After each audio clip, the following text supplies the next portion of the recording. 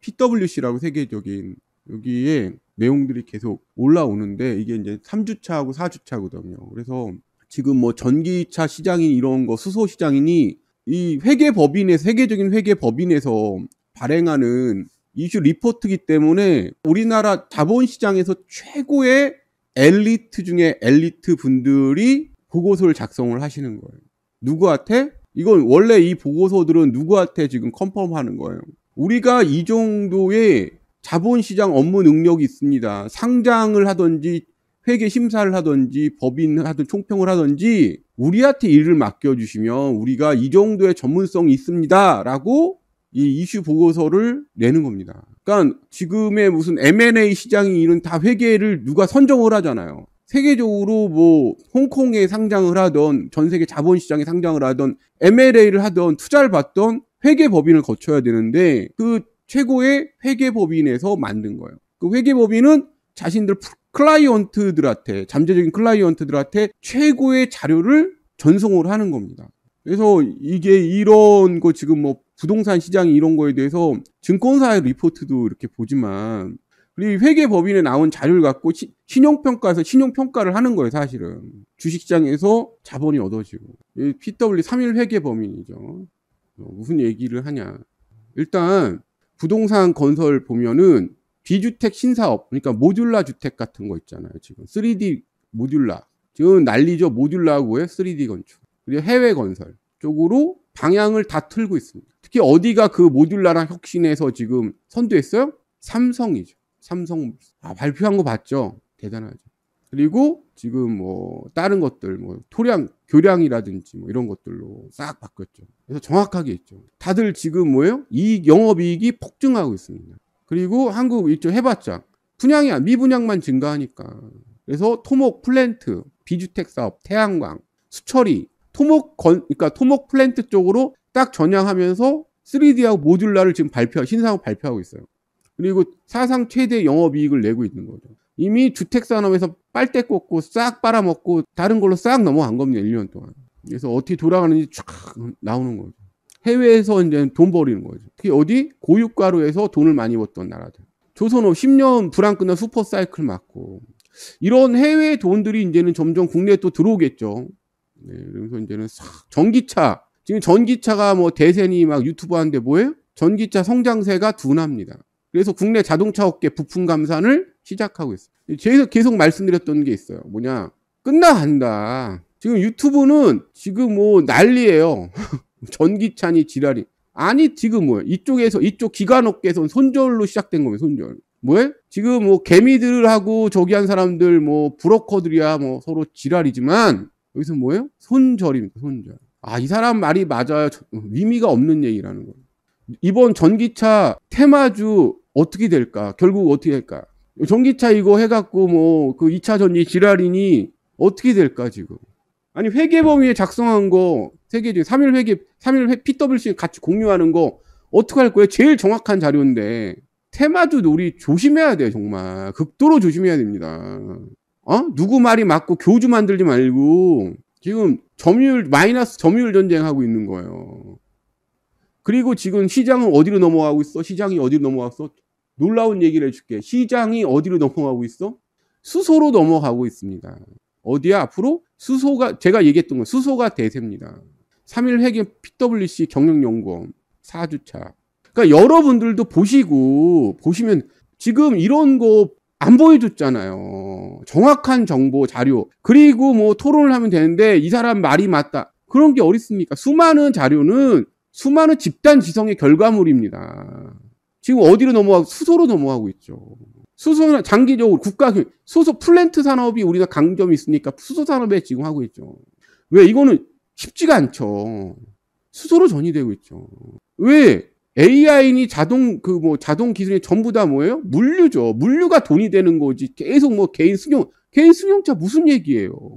물류 얘기인데. 물류 얘기 아니에요. 그 시장 자체가 물류가 기록적인 수익 자체가 무한정 아니에요. 물류 아니에요. 앞으로 50년간 이게 몇 년간 성장할 산업이야? 최하 50년간은 이제 시장이 수소로 넘어가고 있습니다. 지금 다른 나라도 독일, 미국, 일본, 호주들 다 뭐예요? 저 수소 플랜트 경쟁이 들어간 겁니다.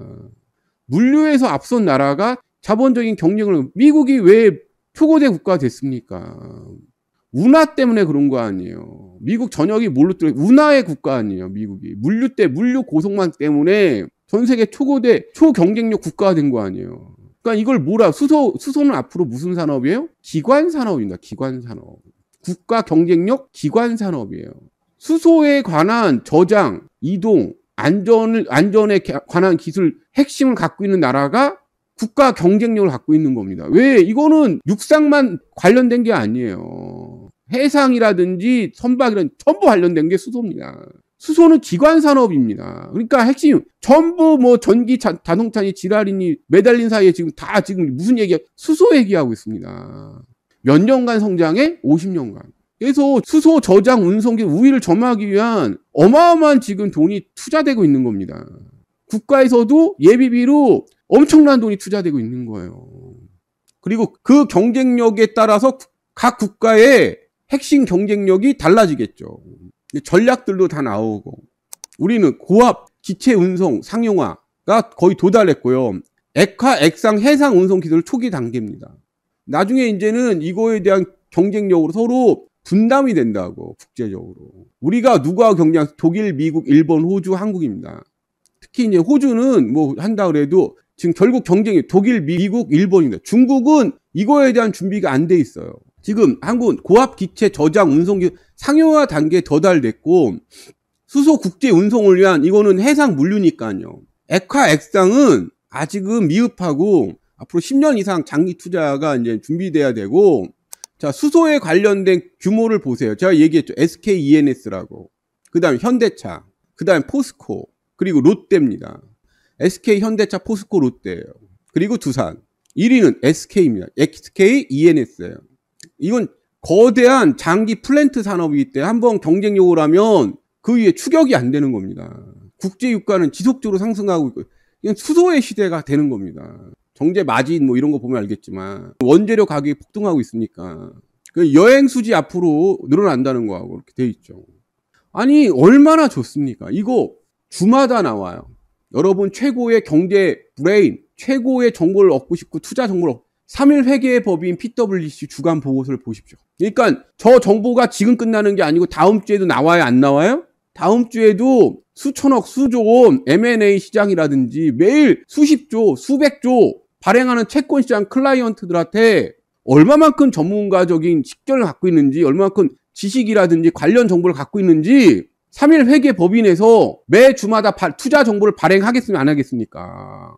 여러분들은 거기 가서 주마다 보시기만 하면 되고, 뭐 다른 어떤 뭐 부동산 정보 다 있습니다. 지금 테마주니 뭐니 의미가 있어 없어? 없습니다. 지금 수도권 상황을 말씀을 드리겠습니다. 자, 조직폭력배 시대가 왔습니다. 유치권, 지금 수도권 전역이 공사가 대부분 멈추고 있습니다. 조직폭력배 수천 명이 이제 수도권에 몰리는 겁니다. 지금 수도권 전역, 서울 전역으로 번지고 있습니다. 지금 언제야? 9월입니다. 이게 바로 조직폭력배들이 먹고 사는 방법입니다. 경비용역법을 통해서. 특히 어느 파가 장악하고 있어요? 수원, 남문 조직폭력배들 출신들. 유치권 전쟁 서울 전역이 어디 폭력배 조직이야? 수원 남문파 출신들. 10년 전 용인은 수천 명의 조직폭력배가 장악한 거대한 조폭의 도시였습니다. 조직폭력배 눈만 뜨면은 용인 전역을 조직폭력배 수천 명이 걸어 다녔어요. 입주민들한테 이사비니 뭐니 1,500만 2,000만 원씩 내라 그러고. 용인 전체가 암흑천지였어요. 용인이. 이번에 저는 제가 볼 때 봉담이나 동탄이 될 가능성이 높습니다. 어디? 동탄 이지구. 수천 명의 조직폭력배가 지금 관련도 없는데도 그냥 점유하고 돈 달래요. 화성이 이번에는 전쟁터 될 가능성이 높다고 합니다. 수천 명이 점유하고 있어요. 10년 전 용인이 그 용인 기흥 저수 공세동부터 시작해서 가면은 전부 유치권에다가 조직폭력배들이 젊은 놈의 새끼들이 배 깔고, 그게 100평이 그때 낙찰가가 1억 6천이었어요. 100평 아파트가 낙찰가 1억 6천이었습니다. 공매가 했었는데.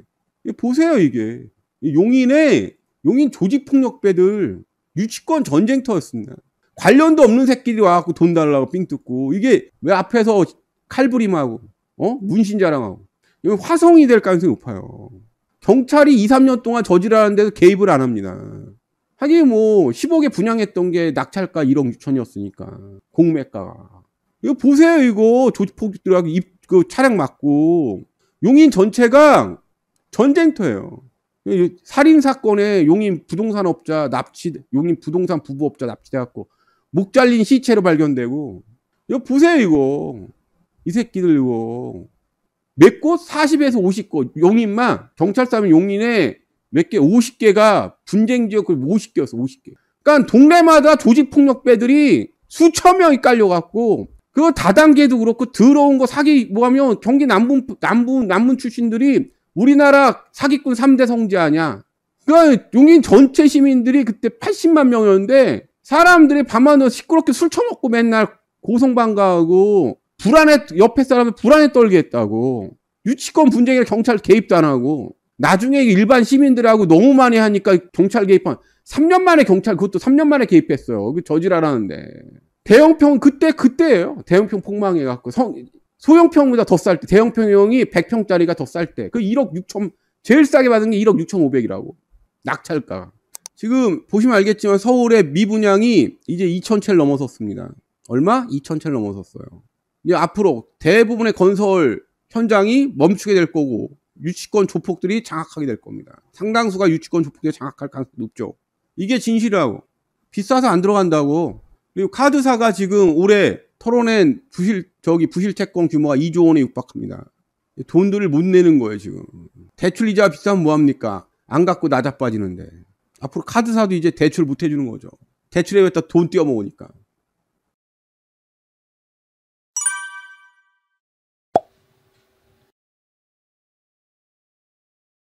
거액 익스포저 규제를 하게 되면 일단은 지금 제일 무서운 게 이게 이제 시작 들어가기 전에 이게 되고 있습니다. 뭐냐? 은행에서 돈을 못 구하고 제가 9월부터 이렇게 들어간다 그러는데 제가 예상한 대로 9월 1일자 이게 뉴스입니다. 거액 익스포저 규제라는 게 지금 보시면 알겠지만 은행에 돈을 못 구하니까 돈 구하기 위해서 예금 금리를 높이고 그러면 대출 금리가 자동으로 상승하는데 무서운 게 뭐냐? 그러면 내가 신규 대출했던 은행 상품이라는 게 이렇게 있을 거 아니에요. 그러면 과거에는 이런 식의 패턴으로 대출을 해줬습니다. 그러니까 한 곳이 증가하면 다른 곳이 축소해도 무방했습니다. 무방했는데 그러면 한 곳에 몰빵 대출, 한 기업이나 그러니까 대기업 무슨 옛날 한복그룹 이런 식으로 몰빵 대출에도 아무 규정이 없었는데 이상하지 않았는데 기업에 우리는 기업은행이니까 중소기업에 모두 대출해 그게 중소기업 그러니까 근데 지금부터는 4단계로 합니다. 대기업, 중소기업, 그다음에 가게, 그다음에 자영업 이렇게 4군데 대출해 주는데 이게 각각 몇 프로씩 넘기면 안 되냐? 그러니까 25%라는 기준입니다. 무조건 25%. 그 25% 중에 또 기준이 또 25%가 있어요. 이게 25%가 뭐냐? 이 25%도 이 세 가지 기준이 맞아야 됩니다. 25%.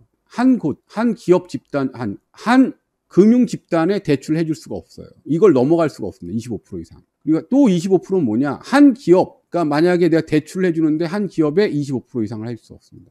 한 개인, 한 기업, 가게, 자영업 이런 식으로 25%를 할 수가 없어요. 한 25%는 뭐냐? 세 번째 25%는 뭐냐? 익스포저입니다. 그러니까 위험 노출액이 25% 이상 되면 안 돼요. 그러니까 이렇게 될 수가 있죠.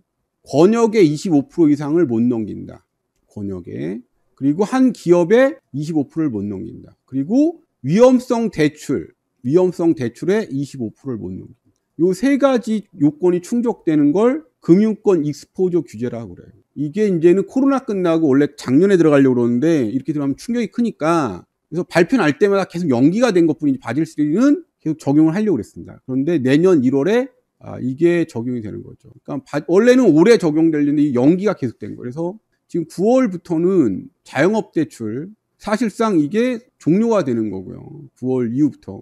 그리고 내년 1월부터는 익스포저 규제가 적용이 되는 거고 내년 5월부터는 그게 들어가는 겁니다. 경기 대응 완충 자본 제도가 들어가는 거예요. 그러면 지금 집값이 올라간다고 펌프질을 하고 있는데 엄청나게 펌프질을 하고 있는데 지금 들어가면 어떻게 되겠어요? 지금 금융권 이런 제도를 시행하고 있는데 그렇죠. 대출 상환이 과거 대출 받았던 분들은 지금 내년 초부터 대출 상환이 들어오죠. 그리고 금리가 내년도도 폭등하게 되는 거죠.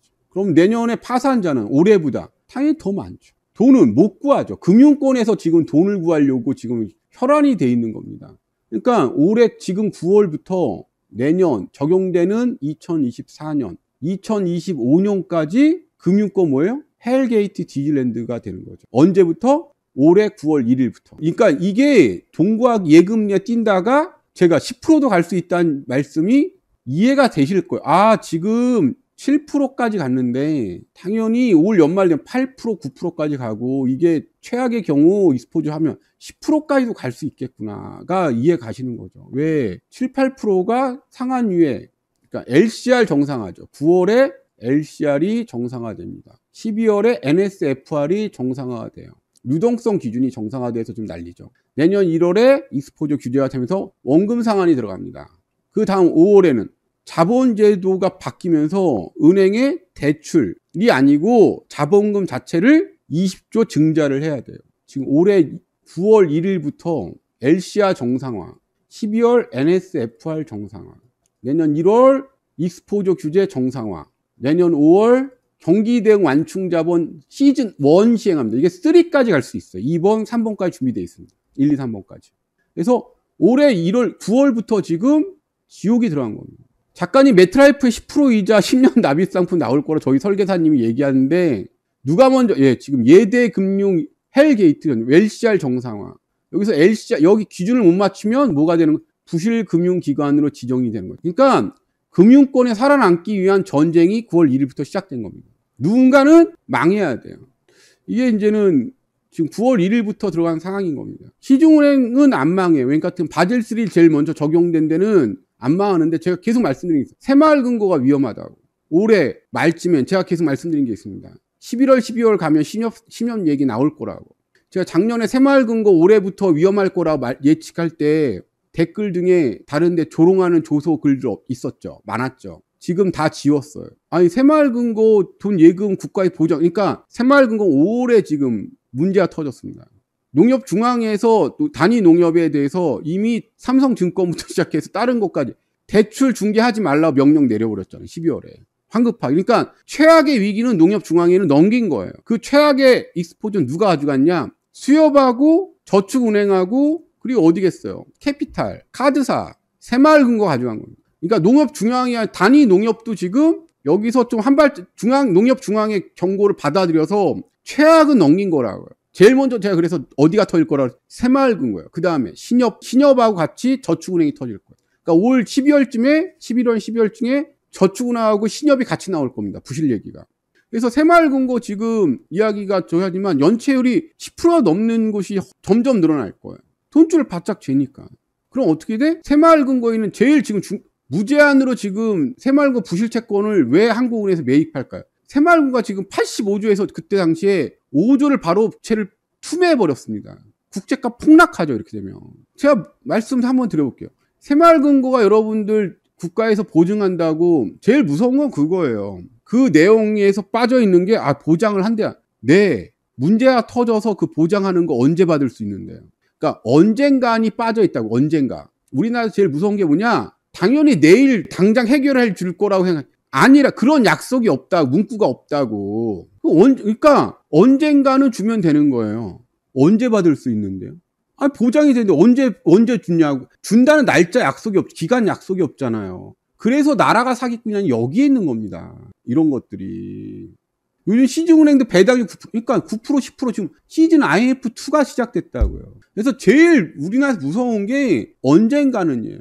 그래서 그 얘기가 없는 거, 언젠가는 주겠죠. 동시다발적으로 대규모로 터질 텐데 언제 주냐고. 어느 정도를 어떻게 보장을 할 거예요. 그러니까 자기 편할 대로 그걸 판단을 한단 말이에요. 은행권은 그런 집단이 아니라고, 금융권은 그런 집단의 인간들이 아니라고 계속 말씀을 드리는 겁니다. 왜? 미리 주면 이자 장사를 못 하잖아. 요런 같으면 언젠가는이면 내일 줍니까? 아니면 2, 3년 후에 줍니까? 만약에 이자 장사할 수 있으면. 그러다가 너무 많이 부실 터지면 일부 손실을 하게 되는데 그게 베일인입니다. 손실 분담 제도를 어쩔 수 없다고, 그 다음에 언젠가 다음에 뭐야? 어쩔 수 없다. 언젠가 그 다음에 어쩔 수 없다. 우리나라 그 다음 터지는 게 뭐야? 대책 없으면은. 대책이 없으면 어떻게? 어쩔 수 없다. 그러니까 이게 역사적으로 상황을 접한 사람하고 접하지 않은 사람하고 전혀 다르다는 거죠, 판단이. 자기 좋을 대로 생각하게끔 여지를 주는 겁니다. 금리 인상 중단된다는 게 이제는, 이게 이제, 그러니까 예산을 국가에서 예산을 다 줄이는 겁니다. 그럼 소비도 더 줄어들죠. 예산 다 줄이는 거예요. 세금이 안 고치는데 뭐. 그러니까 어떻게? 지금 뭐 새만금 공항이니 뭐예요? 모든 사업이 전면 중단되는 겁니다. 아, 이거 문제 있다고. 뭐예요? 다 중단이에요. 공사공원. 왜? 아니, 뭘 해주려고 해도 세금이 없는데 뭐. 그러니까 어떻게 나라에서 돈 구하려면 이것저것 뭐 고액 체납자고, 얘 압류품 어떻게? 이런 거 다 구매. 여러분 구경 가세요. 명품이고 뭐하는 뭐예요? 다 파는 거죠. 시작된 거죠. 악랄하게 세금을 걷는 겁니다. 뭐라고? 악랄하게 세금을 걷기 시작합니다. 샤넬, 루이비통 명품 가방 158점, 롤렉스 등 명품 시계 25점. 아니, 여기 아니돼도 요새 당근도 많은데요. 비교해서 하는 거지. 악랄하게 이제는 세금 걷는 겁니다. 잔금 대출 손보니 뭐니. 요새 뭐야? 정신병자들 계속 날뛰고. 오는 2025년 서울 광진구에 600여 세대가 들어설 아파트 단지 공사 현장입니다. 지금 난리라고 그러는데 제가 봤을 때 위험해요. 지금 마치 난리가 난 것처럼 다 그런데 복권이나 제가 볼 때 졸라 위험합니다. 대출 받아갖고 살아가고. 내가 볼 때 여론 조작이나 작업 같죠. 그리고 여러분 보시면 알겠지만 전부 다 해지할 거니까 앞으로 상황이 더 나빠지면 모든 걸 해지할 겁니다. 여러분 오피스텔 주택에 포함시키지 않겠답니다. 검토한답니다. 예전에도 많이 들었던 얘기죠. 아무도 분양 안 받으니까 일가 2주택이라. 왜?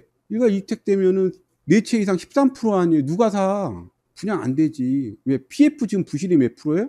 여러분 증권사 PF 부실률 몇 프로? 지금 증권사 PF 연체율이 몇 프로일까? 다른 곳은 지금 2% 됐는데 난리가 났어요. 저축은행은 2.5%인데 난리가 났어.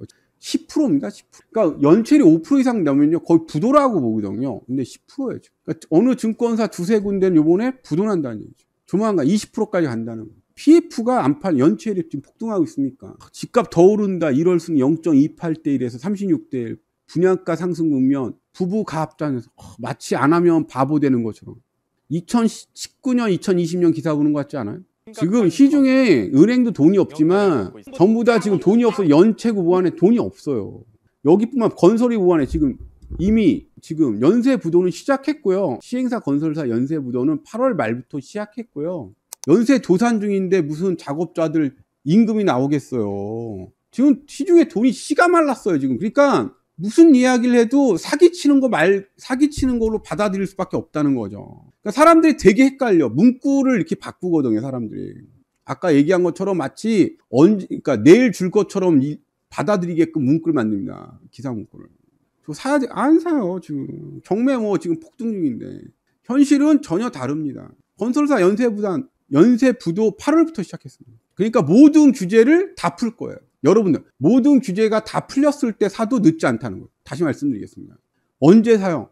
주택 구입 부담에서 120 이하에서 고려해 보시고 특히 제일 고려해 볼 건 뭐예요? 모든 규제가 다 풀릴 거라고. 주택 취득 2가구까지 면제, 취득세 면제, 집만 사, 네가 나라용 이런 분위기가 형성될 거라고. 2, 3년 후에 보면 알겠지만 2, 3년 후에 그때 사도 늦지 않다는 거지. 제가 말씀드려요. 문재인 때 만들었던 모든 규제가 해제될까 안 될까 2, 3년 동안 취득세 뭐고 지랄이고 간에 모든 규제가 해제됩니다. 오피스텔부터 모든 규제가 지금 해제되고 있습니다. 농지법 다 풀립니다. 왜? 거래가 없으면 세금이 안 거칩니다. 나라 입장에서.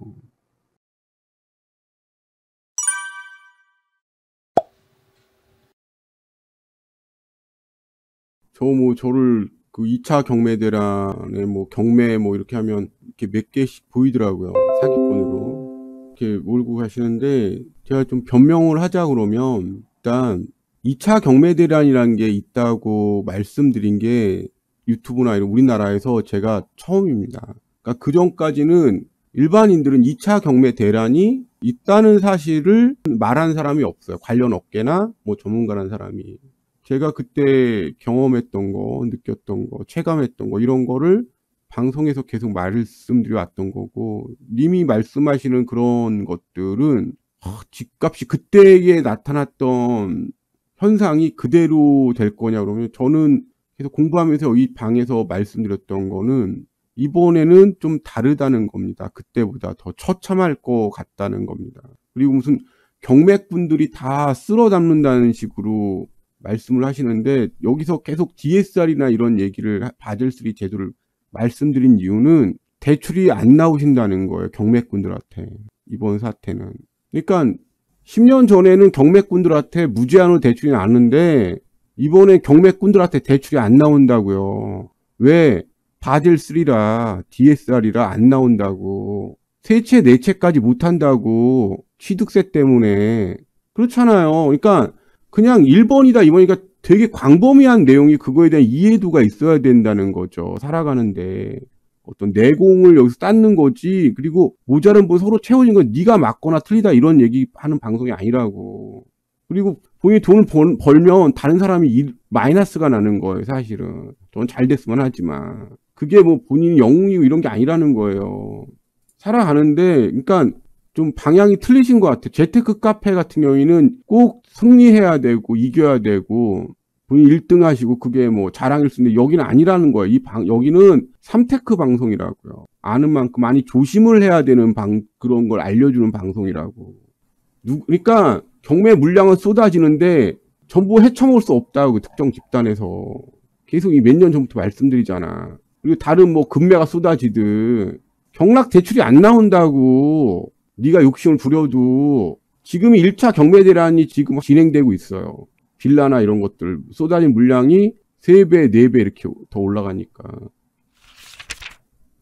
오늘 말씀드리고 싶은 거는 엔화 자꾸만 물어보더라고요. 그래서 엔화에 대해서 말씀을 드리면 장기는 말고 중기로 한 1년 이상 엔화가 투자 가치가 있는 것 같아. 엔화가 지금 900원대인데 900 초반인데 하반기로 갈수록 엔화가 올라갈 수밖에 없는 구조래요. 쉽게 말하면. 그 리포트는 대동포럼에 올려놨습니다. 그래서 이 엔화 약세가 한국 경제에 미치는 영향이라고 3일 회계법인에서 올라온 겁니다. 그래서 요거 소개시켜드리고, 엔화 약세일 때 사놓으면 우리하고 그 상품이 겹치는 게 한 50% 되는데 예전보다 많이 줄었어요. 한 65%에서 상품 겹치는 상품 중에서. 그래서 엔화가 안정되는 거는 이제 금리가 거의 끝나가기 때문에 쉽게 말해서 금리가 인상이 끝나고 이거하고 이제는 원자재 말씀을 드릴게요. 원자재 이거를 알고 그래서 일본이 증시가 상승하고 뭐가 어떻고 그러는데 기본적으로 우리가 얘네보다 성장률이 낮습니다. 그래서 인플레이션 탈출하면 어차피 엔화 약세로 수출이 잘 되니까 경쟁력 갖고 그래서 우리 수출이 더 줄어드는 거죠. 일본이 더 먹는 거고. 엔화 약세의 주요 원인은 금리 인상 사이클과 차별된 BOJ의 무제한 양적 완화잼이 그러니까 돈을 미국에서 엄청나게 풀었다는 거죠. 근데 이제는 회수 들어가기 때문에 금리 인상 기간 끝나고 본격적인 긴축이 오면 엔화 가치가 하락이 아니고 상승할 수밖에 없다는 거죠. 그 내용들입니다. 그래서 강세로 전환될 가능성이 높다. 연말로. 그래서 여러분들 지금 여기서 이야기하는 엔화 전망은 얼마냐? 한 15%에서 20% 정도 생각을 하고 있더라고요. 한국, 미국, 일본이 경기 위축이 갈 수밖에 없다는 거죠. 그래서 지금 계속 저도 뭐 CGV도 추천도 하고 엔화도 요즘에 많이 추천을 점점 많이 해주는 것 같아요. 채권도 추천을 하고 여러 가지 추천을 하는데 앞으로 이거에 대해서 이제는 더 상세하게 왜 하는지는 여기 나오고요. 어느 정도까지도 다 기업들 그런 이야기도 다 자세히 나오니까 보시면 오늘 그 원자재 얘기까지 해드릴게요. 원자재. 그럼 원자재 가격이 왜 오르는 것 같아요? 원유하고 원자재 가격들 같은 거가 왜 오르는 것 같아요? 근본적으로 그 이야기가 지금 유튜브나 우리나라에 없습니다. 원자재 가격이 왜 올라요? 세계적으로 원자재 가격이 올라간 경우는 100년 동안 3번밖에 없습니다. 언제냐? 원자재가 가격이 상승한 거는 언제야? 원자재 원유. 원유라고 그러겠어요. 이걸 앞으로도 알 수가 있는 거예요. 왜 가격이 올라갔나? 1950년에서 1954년.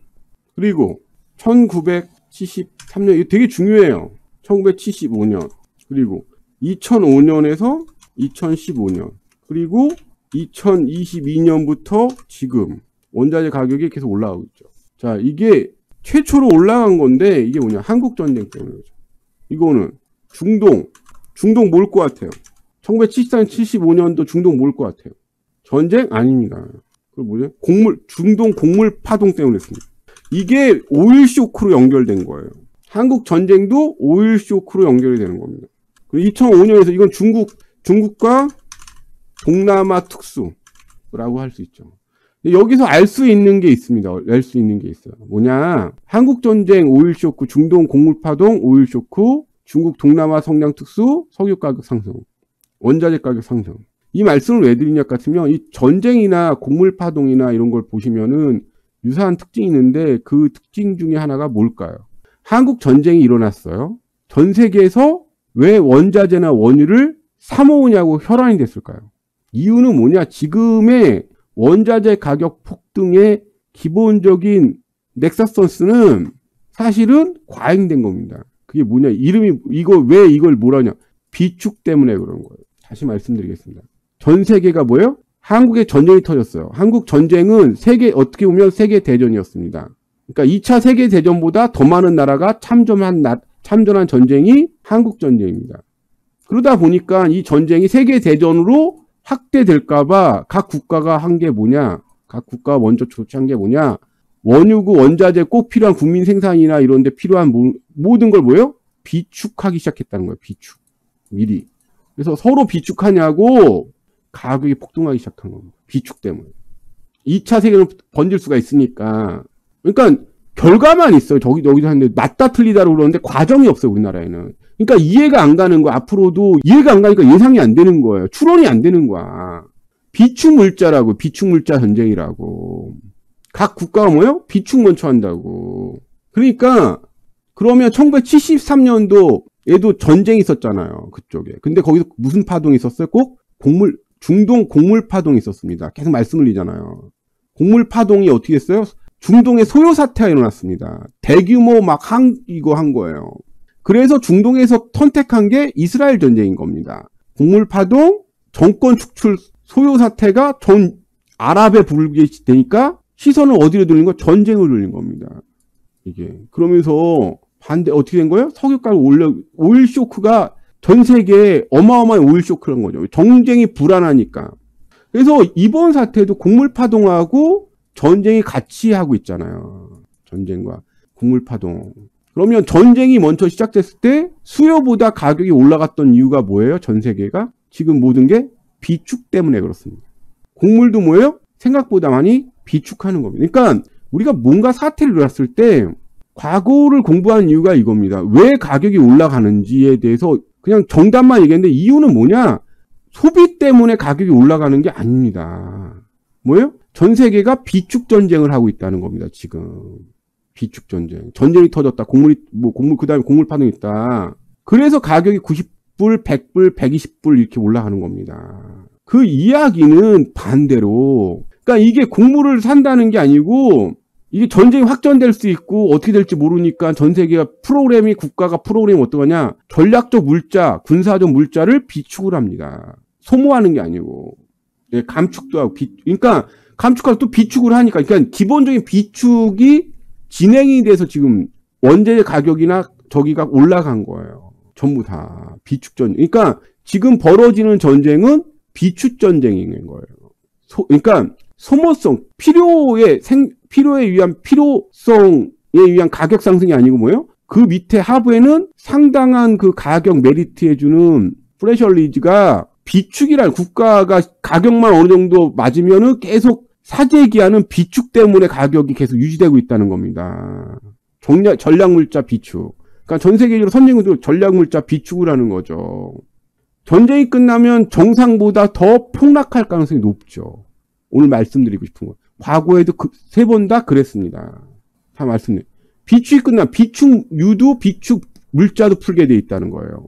다시 말씀드려요. 그러니까 이 사람들이 감축을 하든 말든 비축했던 비축유나 비축 물자를 시장에서 가장 가격이 좋을 때 판매하려고 서로 난리가 난다는 겁니다. 그러니까 우리가 생각 못할 만큼 상당히 전쟁 대비해서 다른 상황에 대비해서 비축을 하려고 하는 경향이 되게 강해요. 그러니까 1, 2차 세계대전 겪었기 때문에.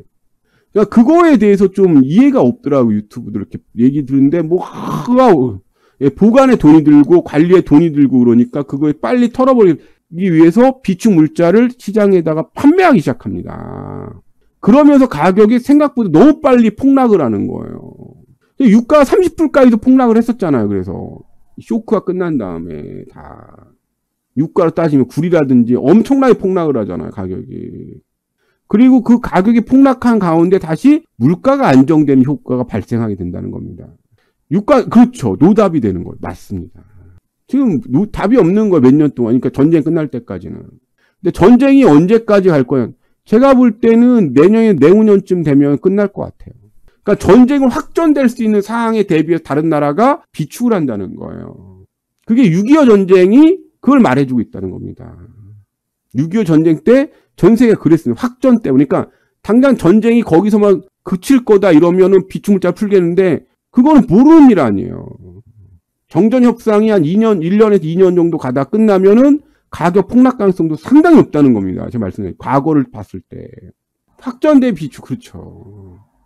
그리고 이제 연준에 대해서 이제 본격적으로 긴축은 이제 실물 경제가 심화로 이제는 한 11월부터 정도 봤을 때 제 추론으로 들어갈 것 같은데 왜? 가계가 금리 때문에 재무상 악화되고 기업의 부채 차환, 장단기 금리 역점, 통화량 감소 때문에 경기가 침체가 들어간다는 거죠. 그래서 금리가 한 번 더 올라간 다음에 본격적인 경기 하강으로 갈 가능성이 높고 이거는 그래서 경기 침체가 이제 본격적으로 10월이나 11월부터 이제 들어가는 게 아니냐. 실물 경제에 결국 영향을 미치고 긴축을 한다. 통화량도 그렇고 전부 다 전 세계 긴축을 한다. 말씀드렸지만 정전 협상 끝나고 긴축으로 하기 때문에 비축 물자를 시장에서 팔 수밖에 없는 환경이 될 가능성이 높다. 그러니까 그거에 대해 염두에 두시고 보셔야 된다는 거죠. 만약에 이제 원자재 가격을 과거처럼 크게 돌리려고 그러면 전 11월쯤에 올릴 가능성이 높다고 봅니다. 생각해봐. 왜 가격이 올라 갑자기 똑같이 쓰는데 전략 물자 비축 때문에 그런 겁니다. 그러니까 뭐든지 뭐예요? 이런 게 되는 거죠. 그래서 투기 시장이 형성이 되는 거. 갑자기 쭉 올랐다가 쭉 가니까 요때 사갖고 요때 팔고 다시 망하면 요때 죽겠다 이런 거 아니에요. 지금 그게 형성이 되는 거예요. 이게 세계 원자재 시장에. 그래서 우리는 6.25 전쟁 사태를 보면 앞일을 알 수 있다. 그래서 이걸 조심해야 된다. 비축 자산을 시장에 풀려고 그러면은 잘못하고 계속 올라가야 막 이지랄 하는데 일부러 그 가격, 시장 가격 유지한 다음에 투기 자본들 유지한 다음에 팔고 국가가, 그러니까 나라가 사기꾼인 경우가 많다. 우리 지금 중도금 대출하고 전세 자금 대출 DSR 제외됐는데 말이 안 되는 것 같아요. 이 나라가 미친놈들 같아요. 고분양가 내려갈 수밖에 없어요. 앞으로 몇 년 기다리시면 보시면 알겠죠. 이 사태로 많은 것들이 예상이 되실 겁니다. 아, 이렇게 될 가능성이 높겠다. 시나리오상.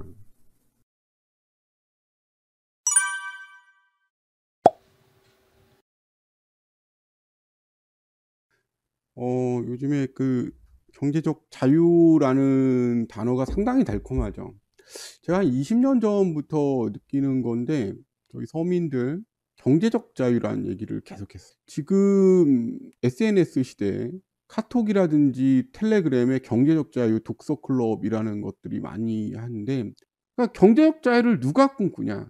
경제적 자유는 가난한 사람일수록 더 꿈을 꿉니다. 그러니까 없는 사람이 더 소비를 과소비를 하고 그러니까 참 이상한 게 회원을 일단은 모집하죠. 선동을 해서 모집한 다음에 다음 달부터 그러니까 처음에 마약에 취하게 하는 거예요. 내가 말하는 거를 들으면 너는 1년 안에 경제적 자유를 선택할 수 있어요. 지금 수많은 유튜브 방송이 그 얘기를 하는데 사실은 역겹죠. 우리는 간교하고 더러운 세상에 살고 있어요. 그중에 가장 역겨운 짓이 뭐냐? 경제적 자유라는 개소리입니다. 여러분 어떤 경제적 자유를 꿈꾸는 거예요? 사람은 기본적으로 일을 해야 돼요.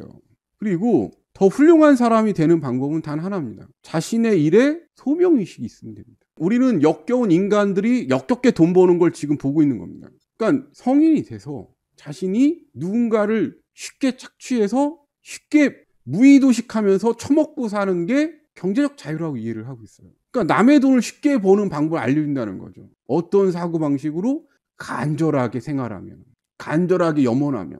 이게 무슨 소리냐? 인생을 어떻게 살아가야 됩니까? 잘 살아가면 됩니다. 간절이라는 뜻은 어떤 면에서 잘 살아간다는 이야기예요. 그러니까 사람은 자기에게 주어진 여건이라는 게 있어요. 다 해방되고 싶죠.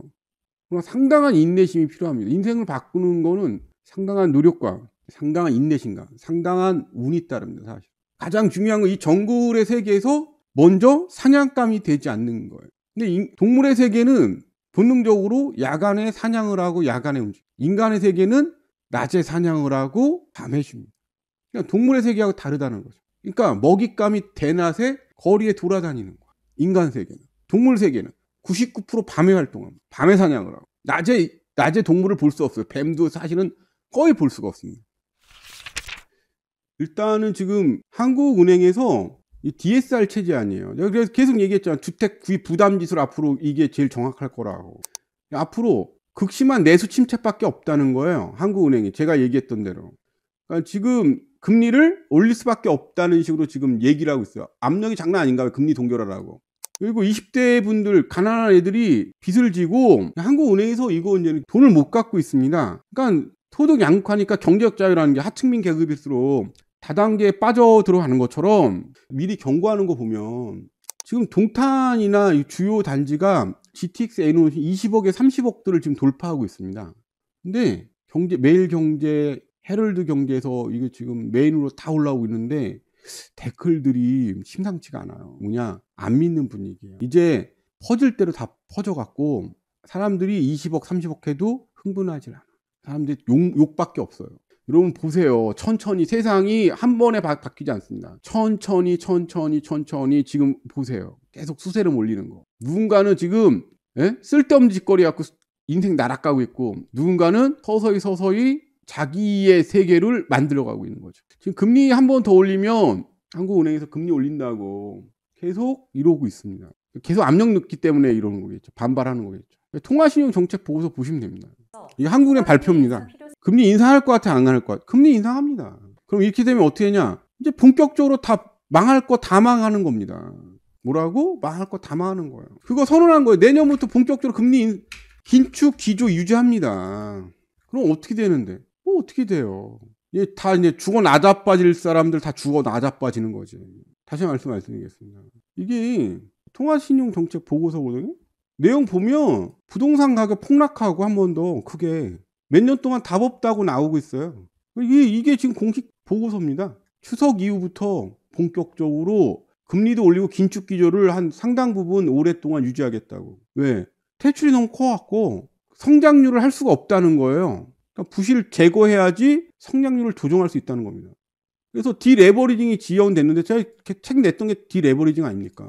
강남사고 수도권 하는데 이거 이렇게 되면 지금 국가 신용 등급이나 나라 망한다는 거예요. 다시 한번 집값 뜨는 게 나라가 망한다는 겁니다. 어떻게 할 거야 이거? 금리를 어떻게든 올리고 싶은데 찍어 누르는 건데 올릴 것 같아요. 찍어 누르든 말든. 그게 뭐냐? 윤석열 정권이 지금 1년 차입니다. 정권 1년 차야. 근데 윤석열 정권이 1년 차인데 정권 유지를 뭘로 하죠? 지지율로 하지 않습니다. 뭘로 하고 있어? 금융감독원, 검찰, 감사원 이런 데 동원해서 먼지 털기로 지금 정권을 유지하고 압력을 행사하고 상대편을 찍어 누르고 있거든요. 근데 만약에 한국은행이 말을 안 듣기 시작했어. 말을 안 들어. 왜 말을 안 들지? 나중에 한국은행이 여기 결정했던 사람들이 윤석열 정권 끝난 다음에 수사 들어가고 이거에 대해 다 책임을 져야 될 걸 자기들도 알고 있는 거예요. 지금 정권 1년 차인데 한국은행에서 지금 반발하고 있단 말이야. 그 얘기 뭐냐? 정권 누수가 생각보다 빨리 올 수도 있다는 겁니다. 1년 차인데. 여기에 윤석열 정권은 어떻게든 정권 유지하려고 그걸 다 하고 있어요. 할 수 있는 걸 다 하고 있어요. 빨갱이부터 시작해갖고. 근데 이 사람들도 바보가 아니란 말이야. 소비량 물가 계속 오르고 다 실업자 되고 회사 다 망하고 국가 부채 폭등하고 1년밖에 안 됐는데 도저히 이게 답이 없는 거예요. 그 뭐 운영 기조도 없고. 그러니까 자기들이 지금 동원하는 뭐 감사원, 국세청 뭐 이런데 검찰, 금강원, 한국은행에서 한국은행부터 지금 반란이 일어났단 말이에요. 우리 더 이상 못하겠다. 금리 올려야 된다. 경제가 개판인데 앞으로 부동산 가격 뭐예요? 지금 너무 높고 이거 폭락하면 답 없다. 한국은행은 지원 안 해주겠다는 겁니다. 이게 이제 내용인데 한국은행이 부동산 가격 폭락한다고 얘기한 거는 2차 폭락 올 수 있다. 조심하라. 내가 20년 만에 처음 보는 것 같아? 여러분 봤어요? 못 봤잖아. 지금 이거 금융 상황지수 보세요. 이거 긴축. 뭐로 간다고? 긴축. 지금 뭘로 가고 있어? 지금 완화로 가고 있습니까? 긴축으로 가고 있습니까? 이거 보세요. 이거 완화로 가고 있어? 긴축으로 가고 있습니다. 이게 완화잖아요. 지금 뭘로 가고 있어? 긴축하면 집값 폭락하는 겁니다. 지금 뭘로 가고 있어? 산이 깊으면 골이 깊은 거지. 이걸로 가고 있는 겁니다. 간단한 얘기야. 한국은행제에 무슨 얘기하는지 그래프를 알려줄게. 이겁니다. 어디? 지옥 바닥으로 가고 있는 거예요. 이 얘기하고 있는 거예요. 이거 하겠다고. 누가? 한국은행장. 아니 한국은행에서 돈을 완화가 아니고 뭐야? 긴축입니다. 언제 긴축 들어왔어? 2022년. 지옥 같습니다. 이만큼 했던 거 이만큼 들어간다는 겁니다. 아직 지금 이렇게 올라갔으니까 이거예요. 경기 역행성 들어가겠다는 겁니다. 그럼 어떻게 된대요? 기업이고 뭐가 부실한데 다 망하는 거지. 긴축 들어가면 다 망합니다. 이거 통화정책 보고서에 다 올라와 있어요 지금. 이 분위기가 윤석열 말을 안 듣겠다는 식이에요 지금. 금융상황지수 긴축 지속. 긴축하겠대요. 그래서 원금 상환하라고 그러지 긴축 들어가면. 더 이상 안 됩니다 아무것도. 만약에 압력 가하고 니네가 하라 그러면 사퇴하면 그만이 사람들. 어떻게 할 거야 이거. 어떻게 사람 뭐 어떻게 할 건데. 기준금리 보세요 이거. 얘네가 지금 동결할까 올립니다. 올리는 순간 죽는 거예요 다. 올리는 순간 다 죽는 겁니다. 그렇죠. 헬게이트 지금 이제 내년 지금 11월 정도? 내가 볼 때는 뭐 많이 안 남았어요. 지금도 힘들지만 추석 끝나고 10월달 좀 그리고 11월부터 뭐예요. 변동금리 선택하고 금리 낮다고 했던 애들 막 3배 4배 내는 겁니다 이자. 그거 어떻게 다 망하는 거지. 지금 한국은행도 갈 때까지 갔다는 거예요 지금. 그래서 방법이 없다는 거죠.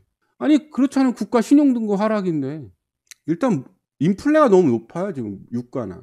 여러분 뭐 사봐요. 지금 돈 10만 원 쓸 때가 있나? 옛날 돈 5만 원 쓸 때 없어요. 지금 돈 10만 원 쓸 때 없어요. 사고 뭐 없어. 성수동 100억 미터는 안 팔아요. 집주인들 신났다. 지금 뭐 언론에서 한국경제, 매일경제, 헤럴드경제, 경제신문사 100억, 200억인데 한국에서 때리고 있는 겁니다. 뭐라고? 조금 있으면 지옥 시작한다고. 근데 경제신문사 다른 얘기하지. 저건 성수동은 지금 100억이래. 100억 이하를 안 팝니다. 근데 하나 물어볼게. 내가 진짜 궁금해서 물어보는데 그걸 왜 100억 주고 사? 경매도 많이 나오고 있는데. 동탄이고 지랄이고 지금 경매 창궐인데 왜 20억 주고 사야 돼? 나는 이해가 안 가는 게 왜 저걸 100억 주고 사야 돼? 경매도 계속 나오는데. 이상하잖아. 아니 저 성동구 쪽 다 지금 경매 나와갖고 유찰되고 있는데 왜 100억 주고 사야 돼? 지금 현재도 지금 계속 경매 나오는데 예정 물건도 존나 많아요. 난 좀 이해가 안 간다는 거지. 아파트가 지금 예정 물건 존나 많은데 아니 근데 왜 집 안 팔렸다 100억인데 지금도 경매가 지금 어마어마하게 쌓이고 있는데 이걸 왜 돈 주고 그렇게 100억 주고 사야 돼? 아니 뭐 100억이고 20억이고 지랄이고 좀 이상하지 않나? 그러면 어떻게 생각해? 그리고 이거에 한 4-5배는 더 쌓일 것 같은데 지금 분위기가. 아니 뭐 그렇게 잘 팔리고 그런 다음에 왜 경매가 나와? 이렇게 봤을 때 저 사람들 꿈꾸는 경제학자이 뭐냐? 현혹시키고 그럴듯한 얘기하나 사기치는 거 말고는 없는 겁니다. 사업이고 뭐하네. 다단계 그거 뭐 다이아몬드니 지랄이니 그거 있잖아. 왜 다요? 아니 앞으로도 물량 존나 많이 나올 것 같은데 저거. 100억이라며 경매 나왔어 엄마. 야 그리고 100억에 안 팔려 100억까지 올라왔으면 왜 경매 나오냐? 그런 식으로 남들 착취하고 인생 망가져 돈 들어오면은 무슨 의미가 있는데. 삶이 무슨 의미가 기생충 쓰레기 같은 삶인지 무슨 의미가 있는데. 인공지능 자율 자동차라는 거는 이미 공개가 됐어요. 3단계로. 그게 제일 발전한 나라가 중국입니다. 중국은 플랫폼에 그걸 3년 전에 올려놨어요. 왜 올렸냐? 자율 자동차라는 건 택시라든지 본인 자동차를 얘기하는 게 아닙니다. 이 사람들이 자율 자동차라는 거는 물류예요. 지금 서울도 지금 지하에다가 땅굴을 파고 있습니다. 물류로. 광화문이나 전부 다 30분 안에 다 이동할 수 있어요. 그래서 물류 24시간 자동 물류 시스템 만들려고 지금 트럭 갖고 물류 트럭 로봇가 배달하고 전부 다 로봇가 싣고 자동차가 자율로 가갖고 있다가 또 로봇가 해놓고 이런 식으로 배달을 24시간 자율화하는 걸 갖다가 지금 얘기하는 건데 언론에서는 자동차가 출퇴근하는 거 얘기한다고. 24시간 동안 물류가 24시간 동안 사람 안 쓰고 자동으로 돌아간다고 고속도로나 이런데 그 사업을 말하는 겁니다. 자동차 얘기하는 게 아니에요. 여러분 사업 가면은 물류회사에 사장돼 갖고 사람 안 쓰고 24시간 물류 공짜로 돌리고 싶지. 배달하면 돈이 계속 들어오는데 그러니까 물류 자동화. 그리고 뭐 트럭이 한 대 가는 거 아닙니다. 도마뱀처럼 한 대 가면 수십 대가 따라가는 겁니다. 수백 대나. 그걸 지금 오픈소스를 공개해 놨어요. 3년 전에. 그러니까 지금 그것 때문에, 물류 때문에 혈안인 거지. 근데 사람들이 그렇게, 만약에 물류를, 대형 트럭들이 그렇게 움직이면, 이런 것 같으면 공포스러워, 안 공포스러워. 그걸 허용하겠어? 안 합니다. 군단주에. 컨베이어 벨트로 다 집으로 날르고. 지금 그거를 서울에서 깔고 있어요. 지하로 해갖고. 인건비 안 주고 24시간 물류가 계속 들어. 돈이 그냥 24시간 계속 들어오는 거예요. 물류 시스템, 자동화, 자율주행 얘기하는 거지, 거기에 어마어마한 돈을 퍼붓는 겁니다. 특히 우리 중국이. 여러분 같으면 개인 자동차, 자동화해봤자 자동차 팔아먹는 거 말고는 뭐가 있는데. 물류 트럭을 갖다가 물류회사 물류 트럭을 자동화해봐요, 뭐든지. 초기 투자 비용 회수만 되면은 전 세계의 자본가들 만세입니다. 중국 이 분야에서 제일 선두예요. 미국하고 경쟁하고 있는. 그러니까 자꾸만 중국하고 미국하고 경쟁을 막 군사력 대결, 막 경제력 아닙니다. 첨단 혁신 경쟁이에요. 거기에 지금 이기려고 옛날 일본에서 그랬지만 반도체 수출을 제한하는 거예요. 특히 이제 트럭 같은 거. 사람이 안 하고 로봇가 다 하는 겁니다. 자동화를. 이게 이제는 이런 거예요. 이렇게. 트럭이 이렇게 가는 겁니다. 이거 하는 거예요. 이거 물건 갖고. 우리나라도 지금 하고 있어요. 다 이런 식으로 옮겨가는 겁니다. 로봇가 이제는 다 사람처럼 나르고. 중국이 제일 앞서가고 있어요. 이 분야에서. 자율주행이 이거 물류 얘기하는 거, 항만 트럭부터 시작해서 모든 사업적인 부분을 이거 자동화하는 거예요. 전부 다 로봇이 배달하고 로봇이 나르고. 그 기술이 지금 5단계 중에 3.5단계 정도 와 있어요. 얼마 안 남았다고. 이미 이제 구상은 끝났습니다. 다 AI가 이 얘기를 갖다가 이상하게 하는 거죠. 지금 거기에 시설 투자하고 연구 개발하고 있는 건데, 기계들은 전부 다 지금 나오고 있는 자율주행으로.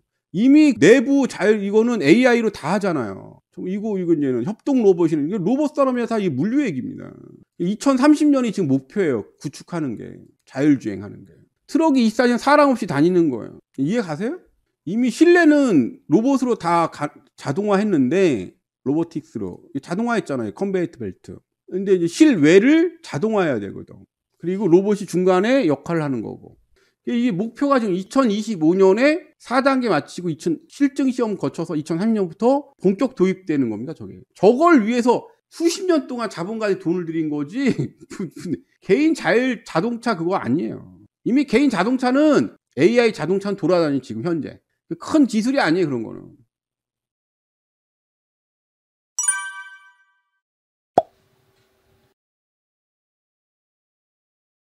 지금 올해 도입하기로 한 게 바로 여기 이제 이 방송에서나 책에서 이제 설명했던 모든 제도가 속속 도입되고 있습니다.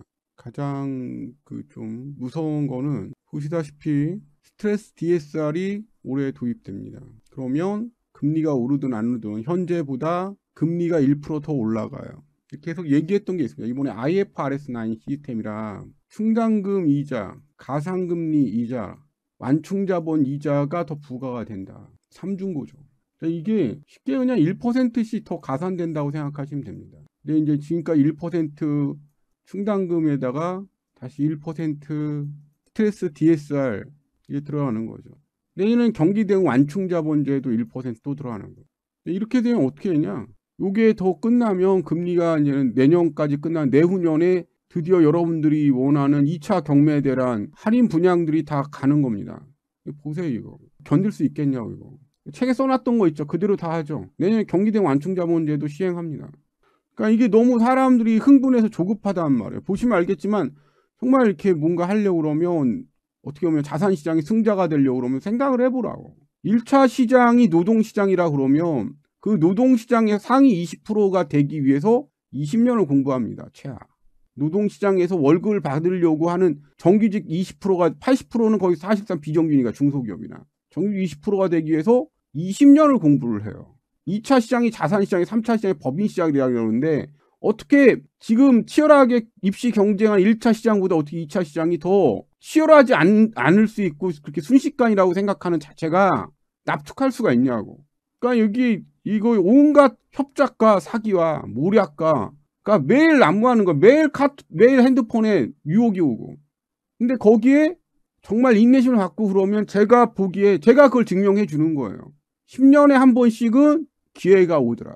그 10년에 한 번 온 기회로 10년을 먹고 산다. 사실은. 패자가 아니고 승자로서. 너무 달아올라 있어요. 우리나라 너무 조급하다고. 그냥 장기적으로 이렇게 하는 거 흐름을 보면 되죠. 본질 가치라는 게 있을 거고. 그리고 엔화도 지금 싸잖아요. 다들 뭐 올라갈 때 비쌀 때 추천을 하더라고. 다들 그래 돈 되는 이야기는 안 한다고 하더라고요. 다들. 전 10년을 먹고 사는 겁니다. 한 번 성공하면 10년 먹고 사는 거예요. 그 한 번 성공한 10년을 또 준비를 하는 겁니다. 다음번 10년을. 여러분들이 이것도 하고 저것도 할 수 있는 폭이 넓어지시니까 하나씩 하다 보면은 재화나 재물이라는 거는 자연스럽게 큰 윤택은 아니더라도 어디 가서 뭐 밥 얻어먹거나 이러지 않는 친구들이 돼가는 거죠.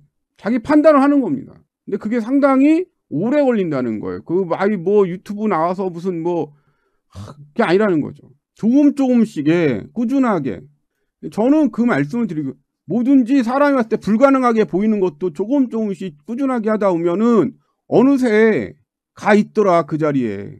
우리나라에서 지금 그 학벌이라는 진실이 지금 나오고 있는데 슬픈 얘기가 지금 나오고 있습니다. 여러분들이 학벌이 낮은 분들이 계세요. 학벌이 낮다, 남보다 못하 이런 트라우마가 있는데 사실은 다 상업팔이었고 사실은 선생님들이 이 나라에서 사기꾼들이었다는 거. 무슨 얘기냐? 그러니까 고3 선생님들이 학생들을 신경을 쓰냐 안 쓴다는 거예요. 그러니까 대부분의 인생은 어떻게 결정되냐 그러면 알고 나면은 여러분들 울을 거예요. 나를 누가 신경 쓸 거라. 이 세상에 당신을 신경 쓴 사람 없어요. 무슨 얘기냐? 고3 때 만약에 입시 시험을 보시면 그거를 대부분 선생님이 대학을 꽂아준다고 생각을 해요. 대학 입시를 누가 지정해 줄까요? 대학 입시를. 재밌는 얘기를 하나 해줄게. 본인들이 지금 대학교 간 거는 선생님들이 상담해서 그 자리에 넣었다고 대부분 생각합니다. 왜 자기의 생각이 제일 중요하냐? 그것도 1차를 먼저 알려드릴게요. 1차. 인생에 알면 족같은 진실들. 당신이 그렇게밖에 살 수밖에 없는 이유. 반장이 성적에 맞춰서 행정적으로 처리한 게 바로 여러분 대학, 거의 대부분 반장이 여러분들 입시나 대학을 결정합니다. 반장이나 부반장이. 대부분. 왜? 교사 바빠서 그거 성적 그거 갖고 학교 맞추는 거 거의 대부분 선생님들이 안 해요. 누가 해? 야, 서류 던져준 반장이나 부반장이 성적에 맞춰서 대충 학교하고 학과를 골라줍니다. 귀찮으니까. 시간이 없으니까. 그리고 그거 갖고 상담을 하는 거예요. 사실은. 안 믿겨지겠지만. 왜? 대부분 선생님이 신경 안 써요. 당신 인생이 어떻게 좆되든 말든. 선생님들이 당신한테 관심이 없다고. 고등학교 대부분 그렇게 입시가 결정되어 왔습니다. 사실은. 그 양심 고백이 DC에 계속 올라와요. 아니 내가 동창들 만났는데 술자리에서 선생님이 그냥 성적에 맞춰 대충 찍으라고 그랬던 데를 찍었는데 애들이 다 그 학교에 입학했다더라. 그리고 선생님들이 문제를 유출합니다. 선생님들이 돈 받고 문제를 팔아요. 어디에? 입시학원에. 네, 일타 강사 수작질이죠. 지금까지 20몇 년 동안 이 얘기가 계속 있었어요. 왜 내 아이는 공부를 잘하는데 좋은 대학에 못 가나? 서울대에 못 들어가나? 이유는 돈 주면 문제를 다 알려줍니다. 그러니까 돌대가리도 스카이를 갈 수 있는 거예요. 그러니까 과외 세 바퀴를 돌리든지 선행학습으로 아니면 돈을 더 많이 주면 입시학원에서 가르쳐주던 아니면 고액 강의로 문제를 찍어줍니다. 그게 지금 적발되고 있어요. 그러니까 강남은 대부분 서울대를 갈 수밖에 없는 겁니다. 그게 지금 보통은 얼마씩 받았냐. 이분들 선생님들이 한번 1년에 받으신 돈이 3억 원에서 5억 정도 받으셨대요. 이 사례비로. 사례비로 3억에서 5억 원씩 받으셨대요. 20년 동안. 이게 그러면 그전에 다 그랬다는 거예요. 그게 이 나라의 서열과 신분과 학벌과 부를 결정해 왔던 이유인 겁니다. 선생님이 받는 사례금은 한 3억에서 5억 정도 됐답니다. 이게 사실은 이 세상 돌아가던 많은 이해 안 갔던 이유의 한 축입니다. 그리고 이걸로 학벌 서열을 정했던 거예요. 물론 천재 같은 똑똑한 분들인데 그분들은 죄인 거죠. 그래서 그거를 뭐 300배, 3000배로 늘리는 거는 학원업에서 하는 거죠. 이게 바로 여러분들의 인생이 족같은 이유가 처음부터 정해져 있었던 겁니다. 그러니까 대다수가 이렇게 불행해서 하냐 자존감 낮고 사실은 당신 탓이 아니고 이 족같은 세상 탓이라는 겁니다. 사실은 3억 5억 원의 학보를 팔아온 겁니다. 나올 문제를 미리 다 가르쳐 준 거예요. 지금 DSR하고 대출금이 지금 금리가 또 계속 상승하고 있어요. 미치려고 그러는 거지. 자, 블랙록, 미 연준 내년까지 금리 제약적 수준 유지. 이 금리 그대로 내년까지 간다는데, 이거 어떻게 되는 거야, 이거. 금리 올리면 어떻게 되는 거야, 이거. 환율이 지금 1327원. 유가 95불 돌파했어. 이거 다음 달이면 이거 100불 돌파하는 건 일도 아니겠는데 95불이에요, 지금. 지금 유가 때문에, 예. 지금 아주, 분위기 아주 좋같은데, 지금. 그러면 요번에, 8%대 이제 시작이야. 요번에 이제는 금융사들 채권 나오면 8% 찍을 거야, 잘하면. 여러분 사야 되겠어, 안 사야 되겠어? 이거 어차피 지금 앞으로 1년 동안 한 다음에 다시 이게 계속 우리나라 지금 제일 좋을 때야. 우리 장기 침체 가는 거 알지? 평균 수렴, 초고령화, 내년부터 초고령화. 지금 잘해야 돼. 유가 많이 떨어지겠지. 유가 원래 오를 이유가 없어요. 미국 다 지금, 근데 일부러 지금 감산하는 거예요. 유가 해갖고. 엿먹으라고. 여러분들 채권 8%짜리 금융채권, 롯데손보나 이런 거. 사야 되겠어, 안 사야 되겠어? 엔하고 그렇고. 지금 돈 벌 일이 너무 많아. 이자는 상상 초월로 계속 폭등하고 있습니다. 영끌들 지금 죽으려고 그래. 물량만 던지고 20억 올랐다 지랄하고 있어요. 여러분들은 그냥 초월에서 제일 안전한 게 채권하고 채권. 예, 올 하반기부터 내년까지 채권금리 올라왔네 얘기했었죠. 아마 2번 올라오면 한국 역사상 최대 자산시장 붕괴 일어날걸? 왜 그래 같으면 한국은행이 바로 지금 2% 벌려져 있거든요. 한국은행이 추가금리 인상은 바로 즉각 시행합니다. 저거. 아니면 외자 자본 다 대탈출이에요. 지금 금리가 올라가는 게 문제 아니고 미국하고 지금 금리 차가 2%가 문제예요. 이게 더 한 번 올라 국채 가격이 올라가면은 한국 자본 대탈출이 바로 일어납니다. 지금 뭐 거의 영끌 애들 희망으로 돌리는데 해볼 때 답 없어요. 여러분 저축은행 PF 요주의 여신 비율 50% 넘는 지점이 지금 수두룩하다고 지금 나와 있습니다. 자, 대표적 은행들 알려줄 테니까 알고 계세요. 이거 좀 무서운 얘기니까 알려드릴게요. SBI, OK, 웰컴, 페퍼, 상상인, 모아, KB, 신한, JT친해, 하나, 상상이 플러스, HB, PF 요주의 여신 비율이 50% 넘으면 됩니다. 자, 이제 터지니까 이거 잘 기억하고 계세요. 은행 이름들. 내가 새마을금고 사태 벌어진다고 그럴 때 나한테 미친놈이라고 그랬지. 지금 신협 연체율 지금 6개월 만에 200% 올랐지. 연말 되면 신협하고 저축은행 사태 어떻게 될 것 같아? 요주의가 뭔데요? 돈 못 받는다는 얘기야. 앞으로 그럼 누가 세금을 낼 거냐? 앞으로 지금 세금이 누구만 세금을 낼 거냐? 여러분들이 세금을 내실 거예요. 직장 다니는 사람들 손 앞으로 세금 한 20% 더 오르는데 다시 말씀드려요. 지금 유리지갑 세금만 계속 올라가는데 또 올리겠대. 그래서 뭐라고 또 올리겠대. 누구만? 월급쟁이만. 임대소득도 없앴습니다. 다 없애고 노동자 세금만 성실히 일하는 직장인 세금만 다 빨아먹겠다고 얘기 나오고 있습니다. 법인세도 없애고 그리고 자산시장에 증여세, 증권거래세, 종합부동산세도 지금 10% 이상 줄줄이 지금 인하하고 있습니다. 누구 저기만 해? 직장인 세금만 지금 올리고 있어요. 앞으로 더 올리겠답니다. 앞으로는 더 올리겠답니다. 근로소득세 더 올리겠답니다. 지금 원래 근로소득세 30조였는데 지금 30조를 더 걷어 60조고 100조까지 늘릴 것 같아요. 지금 경기가 악화면 더 올리겠답니다. 월급쟁이만 이제 앞으로 죽어나는 거예요. 고물가에 고임금에 대출 받은 애, 야, 네 인생 끝난 거 없어, 엄마.